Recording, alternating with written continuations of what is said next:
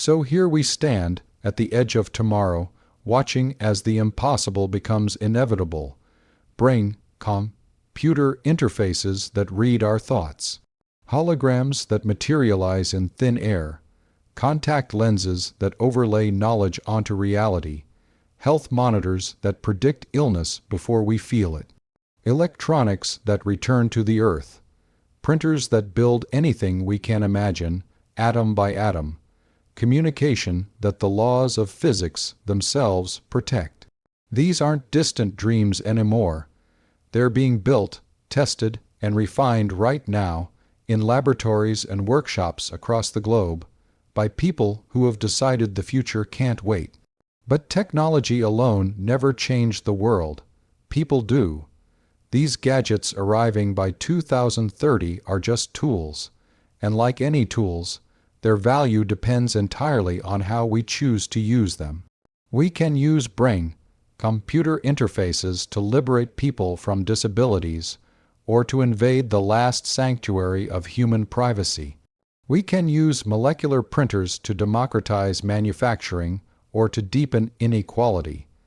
We can use predictive health monitors to save millions of lives or to create new forms of discrimination. The choice has always been ours. Your children will grow up in a world where thinking makes it so, where digital and physical reality blend seamlessly, where disease is caught before it starts, and where the things they need simply materialize in their homes. They'll look back at our time, at how we fumbled with keyboards and stared at flat screens and waited until we were sick to see doctors, and they'll marvel at how we managed at all. The future isn't something that happens to us while we're busy with other things. It's something we create with every decision we make, every technology we embrace, every question we ask about what kind of world we want to live in. By 2030, these gadgets will be here. The real question is, what will we build with them? The answer starts with you, right now, today. What future are you ready to create? Close your eyes for a moment and imagine controlling your entire digital world without touching anything at all. No keyboards, no touchscreens, no voice commands, just pure thought. This isn't some distant fantasy confined to the pages of science fiction novels.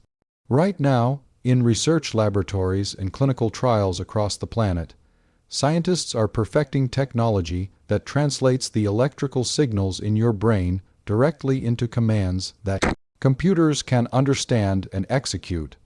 Your brain is essentially an incredibly sophisticated electrical system. Every thought, every intention, every imagined movement generates distinct patterns of neural activity.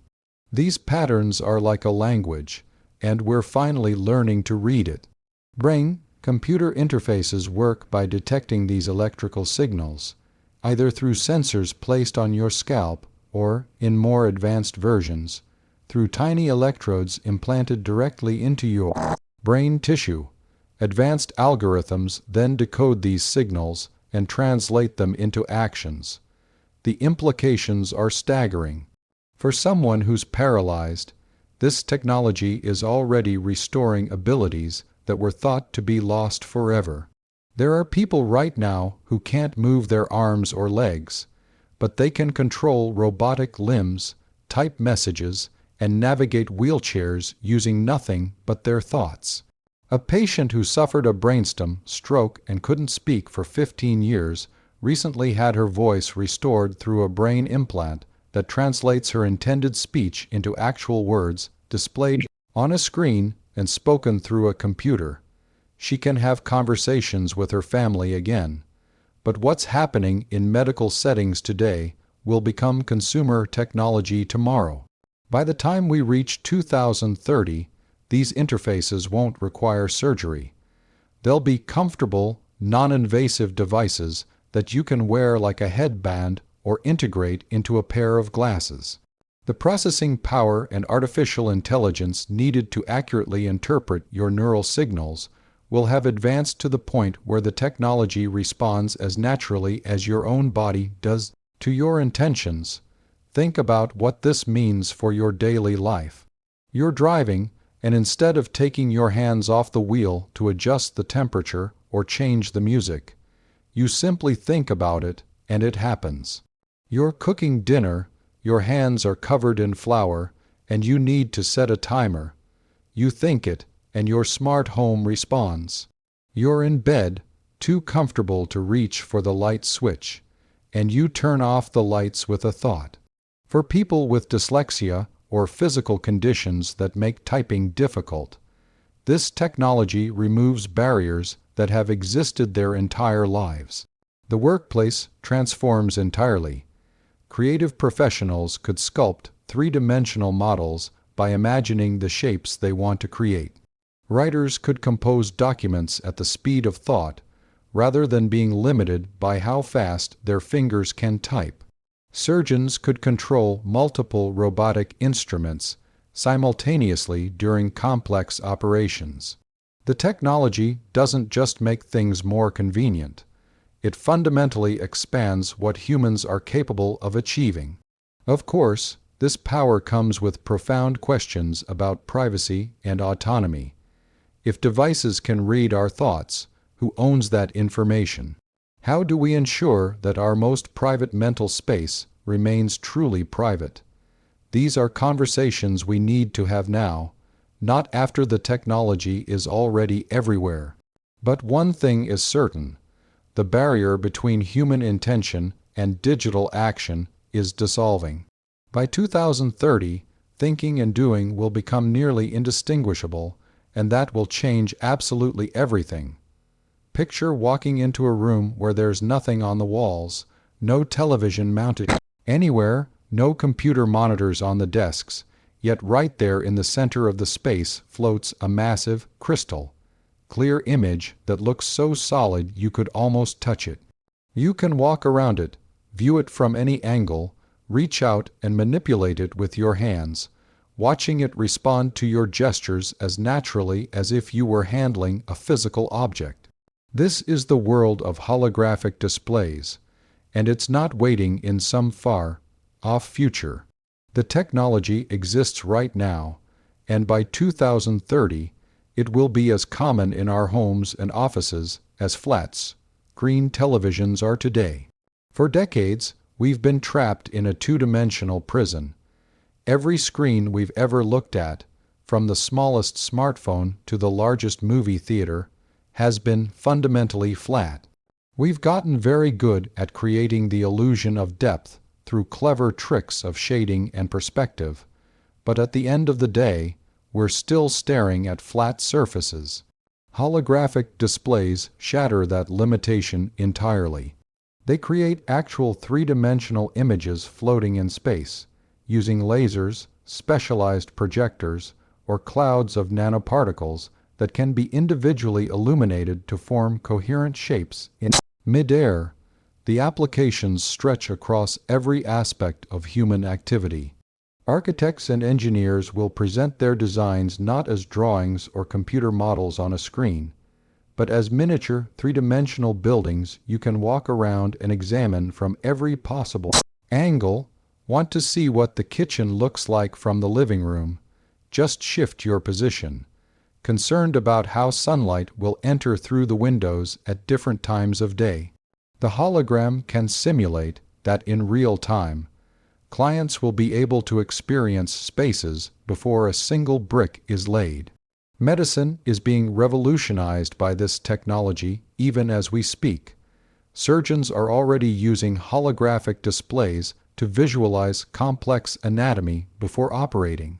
Instead of looking at flat CT scans or MRI images, they can examine a perfect three-dimensional recreation of a patient's organs, blood vessels, and tumors, rotating them, zooming in, planning their approach with unprecedented precision.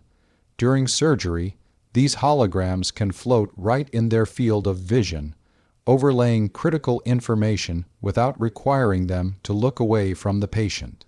Lives are being saved because doctors can see exactly what they're dealing with before they make the first incision. Education becomes something magical when abstract concepts can materialize before students' eyes. learning about the solar system. The planets appear in the classroom, orbiting at their proper speeds and distances, scaled down but maintaining their relative proportions. Studying ancient Rome, walk through a holographic reconstruction of the Forum as it looked 2,000 years ago. Trying to understand molecular biology. Watch proteins fold and unfold, see DNA replicate, observe cellular processes happening right in front of you at a scale where you can actually comprehend what's occurring. Entertainment will transcend anything we currently experience. Movies won't be something you watch on a screen, but events that happen around you. Video games will place characters and environments directly in your living room. Sports fans will watch games as if miniature players were performing on their coffee tables, seeing every play from angles that would be impossible in a stadium. The flat screen has defined our relationship with digital information for generations. By 2030, that era ends, and we step into a world where digital content exists in the same three-dimensional space we do, fundamentally changing how we work, learn, heal, and experience reality itself. Imagine waking up one morning and realizing you no longer need to pull out your phone to check a message, consult a map, or look up information. Everything you need to know simply appears in your field of vision, seamlessly integrated with the world you're already seeing. You're not wearing bulky goggles or awkward headsets. You're just wearing contact lenses, the same kind millions of people already use to correct their vision, except these lenses are smart, connected, and capable of overlaying digital information directly onto reality itself. The technology behind smart contact lenses represents one of the most elegant solutions to a problem we didn't even realize we had. For years, we've been pulling devices out of our pockets, interrupting whatever we're doing, breaking our connection with the physical world to check the digital one. Smart glasses tried to solve this, but they're obvious, socially awkward, and still create a barrier between you and the people around you. Contact lenses eliminate all of that. Nobody knows you're wearing them. They're invisible, comfortable, and they put information exactly where your eyes are already looking. These aren't simple displays stuck to your eyeball. They're sophisticated pieces of engineering containing circuits measured in nanometers, thinner than a human hair, embedded in biocompatible materials that let oxygen reach your cornea just like regular contacts. They're powered by the chemical energy in your tears, specifically the glucose that's naturally present there, meaning you never need to charge them. Wireless connectivity lets them communicate with your phone or directly with the internet, and eye-tracking technology detects where you're looking and what you're focusing on, making the interface respond naturally to your gaze. The practical applications transform daily life in profound ways. You're walking through an unfamiliar city, and navigation arrows appear right on the street in front of you, showing exactly where to turn. You're at a business conference, someone approaches to introduce themselves, and even though you've forgotten their name, it appears discreetly in your vision along with notes about your last conversation. You're shopping for groceries, you glance at a product and nutritional information, price comparisons with other stores, and customer reviews materialize instantly. You're attending a lecture in a foreign language, and real-time translations appear as subtitles over the speaker's face. For people with disabilities, these lenses offer possibilities that sound like miracles. Someone who's deaf can see speech converted to text in real time, following conversations effortlessly. People with certain types of vision impairment can have the lenses enhance contrast, adjust brightness, or even process visual information in ways that work around their specific condition. Someone with face blindness, who can't naturally recognize familiar faces, suddenly has technology that does it for them, identifying friends, family, and colleagues automatically. The implications for learning are extraordinary. A mechanic working on an unfamiliar engine sees step-by-step instructions overlaid on the actual parts. A medical student examining a patient sees relevant anatomy and potential diagnoses highlighted in their field of view.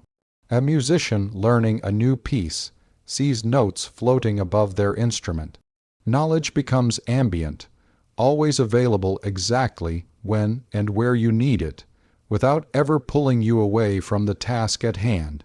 The distinction between knowing something and being able to instantly access information about it begins to blur, fundamentally changing what it means to be knowledgeable in the first place. Your body is talking to you right now. Your heart is beating in a specific rhythm. Your blood is carrying oxygen and nutrients through thousands of miles of vessels.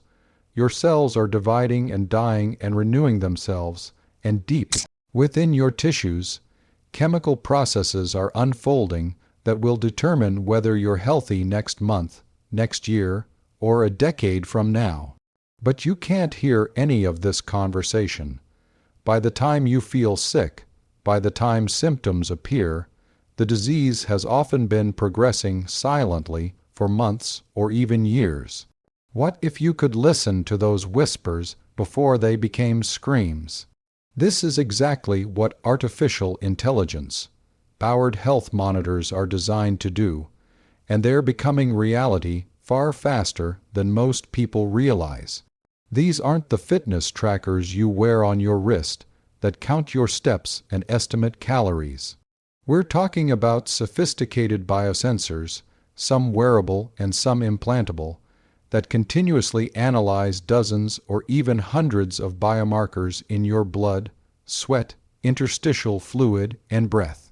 They're monitoring protein levels, hormone fluctuations, inflammatory markers, blood sugar patterns, oxygen saturation, heart rhythm variations, and countless other indicators that reveal what's actually happening inside your body at a molecular level. The artificial intelligence component is what makes this revolutionary. These systems don't just collect data, they learn what's normal for you specifically. Everyone's baseline is different. What's a concerning heart rate pattern for one person might be perfectly normal for another. The AI establishes your unique biological signature, then watches for deviations from that pattern. It's looking for the subtle shifts that precede disease, changes so small and gradual that no human doctor examining you once or twice a year would ever notice them. Cancer is one of the most promising areas for this technology. Many cancers release specific proteins or fragments of DNA into the bloodstream long before a tumor is large enough to detect with imaging. Continuous monitoring can catch these molecular signatures at stages when the cancer involves just thousands of cells rather than millions, when treatment is dramatically more effective and survival rates approach 100%. The same principle applies to heart disease, where changes in inflammatory markers and cholesterol metabolism can predict heart attacks months before they occur, giving you time to make lifestyle changes or begin preventive treatments. Diabetes doesn't appear overnight. Your body's ability to regulate blood sugar deteriorates gradually, often over years. Current testing only catches the problem once it's already established. Continuous glucose monitoring combined with AI analysis can detect the earliest signs of insulin resistance, alerting you when you're in a pre-diabetic state that's still completely reversible through diet and exercise. Mental health conditions like depression and anxiety often have biological components reflected in cortisol patterns, neurotransmitter levels, and sleep architecture. These monitors can detect biochemical imbalances before they manifest as overwhelming symptoms. The shift from reactive to predictive medicine represents one of the most significant advances in healthcare history. Instead of treating diseases after they've caused damage, will prevent them from developing in the first place. Instead of wondering why you feel tired or anxious or unwell, you'll have concrete data about what's happening in your body. By 2030, going to the doctor only when you feel sick will seem as outdated as refusing to wear seatbelts, a relic of a time when we simply didn't know better. Right now, in landfills around the world, there are mountains of discarded electronics, leaching toxic chemicals into the soil and groundwater. Lead, mercury, cadmium, and dozens of other hazardous materials seep out of broken phones, dead laptops, and obsolete tablets. We generate over 50 million tons of this electronic waste every year, and the problem is accelerating as we buy more devices and replace them more frequently. The gadgets that connect us, entertain us, and improve our lives are simultaneously poisoning the planet. This contradiction cannot continue, and by 2030 it won't have to. Biodegradable electronics represent a complete reimagining of how we build technology. Scientists have developed circuits printed with conductive inks, made from organic materials that dissolve harmlessly in water or break down naturally in soil. Batteries constructed from proteins and sugars that microorganisms can digest. Casings grown from mushroom mycelium or manufactured from plant-based polymers that compost like vegetable scraps. These aren't compromises that sacrifice performance for sustainability. They're genuine innovations that match or exceed the capabilities of traditional electronics, while leaving virtually no environmental footprint. The implications extend beyond just preventing pollution. Imagine medical implants that monitor your health and then dissolve completely once their job is done, eliminating the need for additional surgery to remove them. Military equipment that degrades after use, leaving no technology behind for enemies to recover. Consumer devices designed with planned obsolescence, not as a corporate strategy to sell more products, but as an environmental feature that ensures they return to nature when their useful life ends. By 2030, buying a new device won't carry the guilt of contributing to environmental destruction. When your phone reaches the end of its life, you'll drop it in your compost bin alongside coffee grounds and banana peels, knowing it will break down into nutrients that enrich the soil rather than toxins that poison it. Technology and ecology finally working together instead of against each other, creating a future where progress doesn't come at the planet's expense. Every object you own, every possession in your home, every tool you use traveled to you. It was manufactured in a factory somewhere, loaded onto trucks or ships or planes, transported across continents or oceans, distributed through warehouses, and finally delivered to a store or your doorstep. This supply chain consumes enormous amounts of energy, generates massive carbon emissions, and limits your choices to whatever manufacturers decided to produce in bulk. What if you could simply make whatever you needed, right in your kitchen, assembled molecule by molecule from raw materials? Molecular three-dimensional printers operate at a scale that seems almost magical. Current 3D printers stack layers of plastic or metal to build objects. Molecular printers work at the atomic level, positioning individual atoms and molecules exactly where they need to be, building products from the ground up with absolute precision. It's the difference between stacking bricks to build a house and having complete control over every single particle in the structure. The possibilities defy easy comprehension. Need a new smartphone with specifications tailored exactly to how you use it. Printed at home. Require a specific medication that's expensive or hard to find. Your printer synthesizes it from base chemical compounds. Hungry for dinner. Molecular assembly can create food with precise nutritional content. constructing proteins, carbohydrates, and fats from organic feedstock. The steak on your plate could be molecularly identical to beef, but assembled without ever involving an animal. Manufacturing becomes democratized in ways that reshape global economics. Small businesses can produce specialized products without expensive factory equipment. Developing nations can manufacture advanced technology without relying on imports. Customization becomes standard rather than luxury. You won't choose between available options. You'll specify exactly what you want, and the printer creates it. By 2030, the factory in China or Germany or Mexico becomes less relevant than the compact molecular printer sitting in your home, quietly assembling whatever you need from raw materials, transforming consumption from a passive act of purchasing into an active process of creation. Every message you send, every photo you share, every piece of sensitive information traveling through the internet right now can theoretically be intercepted and read. Current encryption is strong, certainly strong enough to protect your data from casual hackers, but it's not unbreakable.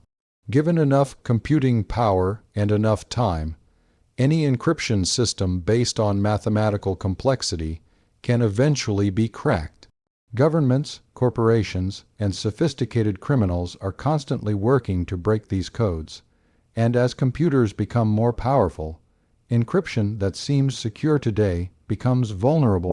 Tomorrow, we're racing to stay ahead of those who want access to our private information, and it's a race we're destined to lose unless we fundamentally change the rules. Quantum encryption doesn't just make the race harder. It changes the entire game by using the fundamental laws of physics instead of mathematical problems. When information is encoded in quantum states, specifically in properties like the polarization or spin of photons, something remarkable happens. The act of measuring these quantum properties changes them. It's not a flaw in the technology. It's how quantum mechanics works at the most basic level. If someone tries to intercept and read a quantum encrypted message, they inevitably disturb the quantum states, and this disturbance is immediately detectable by both the sender and receiver. This means truly unbreakable communication. Not unbreakable because the math is really hard, but unbreakable because the laws of physics themselves protect the message. Any eavesdropping attempt announces itself automatically. By 2030, your devices will use quantum encryption as standard, making surveillance impossible without detection. Your private conversations, financial transactions, medical records, and personal data will finally be genuinely secure, protected not by clever programming, but by the fundamental structure of reality itself. In a world where everything is connected and data is constantly flowing, this level of security isn't just convenient. It's absolutely essential for preserving any meaningful notion of privacy.